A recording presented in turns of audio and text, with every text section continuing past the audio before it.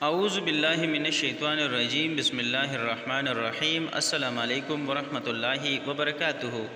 الف لام چینل کی طرف سے آج میں آپ دوستوں کو سیرت خاتم الانبیاء محمد مصطفیٰ صلی اللہ علیہ وسلم اور اس میں عنوان ہے 3 تحریریں۔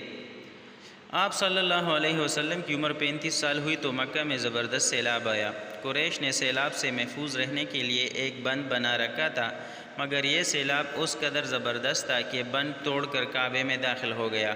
پانی کے زبردست ریلے اور پانی کے اندر جمع ہونے کی وجہ سے کعبے کی دیواروں میں شگاف پڑ گئے۔ اس سے پہلے ایک مرتبہ دیواریں آگ لگ جانے کی وجہ سے کمزور ہو چکی تھی، اور یہ واقعہ اس طرح ہوا تھا کہ ایک مرتبہ کوئی عورت کعبے کی دھونی دے رہی تھی کہ اس آگ میں سے ایک چنگاری اڑ کر کعبے کے پردوں تک پہنچ گئی۔ اس سے پردوں کو آگ لگ گئی اور دیواروں تک جل گئی۔ اس طرح دیواریں بہت کمزور ہو گئی۔ یہی وجہ تھی کہ سیلاب نے ان کمزور دیواروں میں شگاف کر دیے۔ سیدنا ابراہیم علیہ السلام نے کعبے کی جو دیواریں اٹھائی تھی اور 9 گز اونچی تھی، ان پر چھت نہیں تھی۔ لوگ کعبے کے لیے نذرانے وغیرہ لاتے تھے۔ یہ نذرانے کپڑے اور خوشبوئیں وغیرہ ہوتی تھی۔ کعبے کے اندر جو کنواں تھا، یہ سب نذرانے اس کنویں میں ڈال دیے جاتے تھے۔ کنواں اندرونی حصے میں دائیں طرف تھا۔ اس کو کعبے کا خزانہ کہا جاتا تھا۔ کعبے کے خزانے کو ایک مرتبہ ایک چور نے چرانے کی کوشش کی۔ چور کنویں ہی میں مر گیا۔ اس کے بعد اللہ تعالیٰ نے اس کی حفاظت کے لیے ایک سام کو مقرر کر دیا۔ یہ سام کنویں کی منڈ پر بیٹھا رہتا تھا، کسی کو خزانے کے نزدیک نہیں آنے دیتا تھا۔ قریش بھی اس سے خوفزدہ رہتے تھے۔ اب جب کہ کعبے کی دیواروں میں شگاف پڑ گئے اور نئے سرے سے اس کی تعمیر کا مسئلہ پیش آیا تو اللہ تعالیٰ نے ایک پرندے کو بھیجا، وہ اس سام کو اٹھا لے گیا۔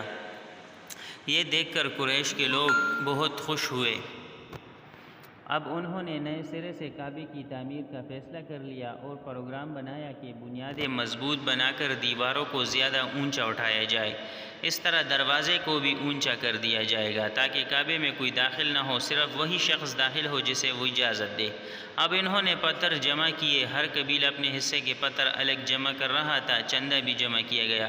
چندے میں انہوں نے پاک کمائی دی، ناپاک کمائی نہیں دی۔ مثلا طوائفوں کی آمدنی، سود کی کمائی، دوسروں کا مال غصب کر کے حاصل کی گئی دولت چندے میں نہیں دی، اور پاک کمائی انہوں نے بلا وجہ نہیں دی تھی۔ ایک خاص واقعہ پیش آیا تھا جس سے وہ اس نتیجے پر پہنچے تھے کہ اس کام میں صرف پاک کمائی لگائی جائے گی۔ وہ واقعہ یوں تھا کہ ایک قریشی سردار ابو وہب عمرو بن عابد نے جب یہ کام شروع کرنے کے لیے ایک پتھر اٹھایا تو پتھر اس کے ہاتھ سے نکل کر پھر اسی جگہ پہنچ گئے جہاں سے اٹھایا گیا تھا۔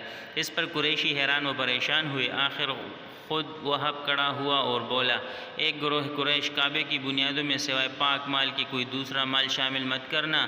بیت اللہ کی تعمیر میں کسی بدکار عورت کی کمائی، سود کی کمائی یا زبردستی حاصل کی گئی دولت ہرگز شامل نہ کرنا۔ وہب نبی کریم صلی اللہ علیہ وسلم کے والد حضرت عبداللہ کا ماموں تھا اور اپنی قوم میں ایک شریف آدمی تھا۔ جب قریش کے لوگ خانہ کعبہ کی تعمیر کے لیے پتھر ڈھونڈ رہے تھے تو ان کے ساتھ نبی صلی اللہ علیہ وسلم بھی پتھر ڈھونڈنے میں شریک تھے۔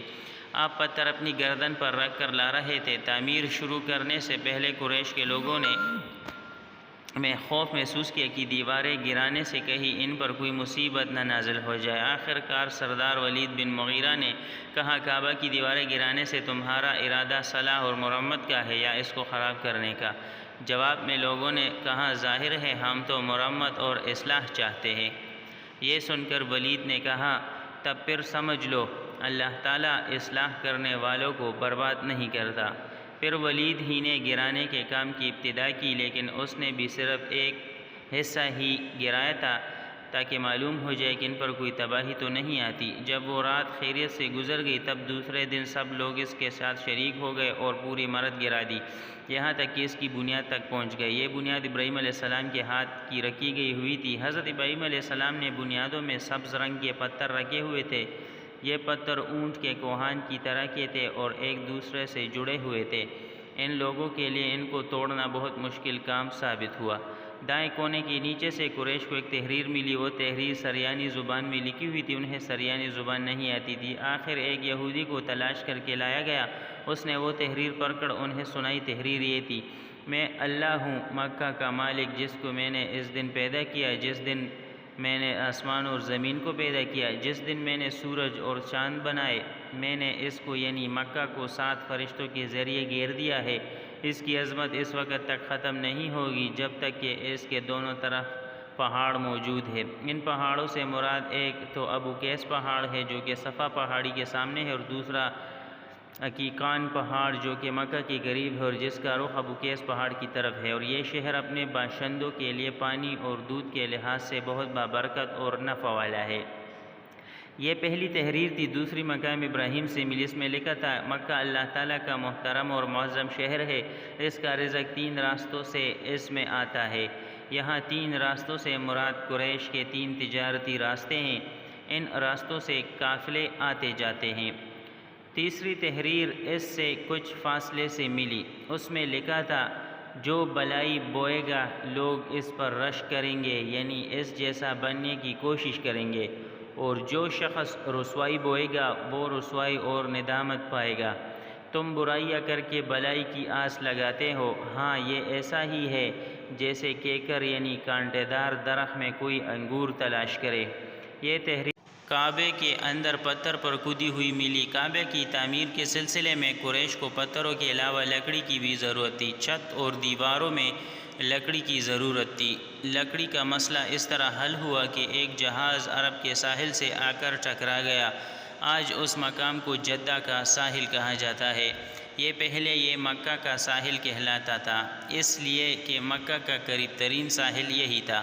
ساحل سے ٹکرا کر جہاز ٹوٹ گیا۔ وہ جہاز کسی رومی تاجر کا تھا۔ اس جہاز میں وہ شاہ روم کے لیے سنگ مرمر، لکڑی اور لوہے کا سامان لے جایا جا رہا تھا۔ قریش کو اس جہاز کے بارے میں پتہ چلا تو یہ لوگ وہاں پہنچے اور ان لوگوں سے لکڑی خرید لی۔ اس طرح چھت کی تعمیر میں اس لکڑی کو استعمال کیا گیا۔ آخر خانہ کعبہ کی تعمیر کا کام حجر اسود تک پہنچ گیا۔ اب یہاں ایک نیا مسئلہ پیدا ہو گیا۔ سوال یہ پیدا ہوا کہ حجر اسود کون اٹھا کر اس کی جگہ پر رکھے گا؟ ہر قبیلہ یہ فضیلت خود حاصل کرنا چاہتا تھا۔ یہ جھگڑا اس حد تک بڑھا کہ مرنے مارنے تک نوبت آ گئی۔ لوگ ایک دوسرے کو قتل کرنے پر تل گئے۔ قبیلہ عبدالدار نے تو قبیلہ عدی کے ساتھ مل کر ایک برتن میں خون بھرا اور اس میں اپنے ہاتھ ڈبو کر کہا حجر اسود ہم رکھیں گے۔ آپ سے گزارش ہے کہ اگر ابھی تک آپ نے میرا چینل الف لام سبسکرائب نہیں کیا ہوا تو اس چینل کو سبسکرائب کریں اور اس ویڈیو کو اپنے دوستوں کے ساتھ بھی آگے شیئر کریں۔ اسی طرح دوسرے قبیلے بھی اڑ گئے، تلوار و نیاموں سے نکل آئے۔ باقی اگلی ویڈیو میں، تب تک کے لیے بس اتنا ہی، اجازت چاہتے ہیں۔ السلام علیکم ورحمۃ اللہ وبرکاتہ۔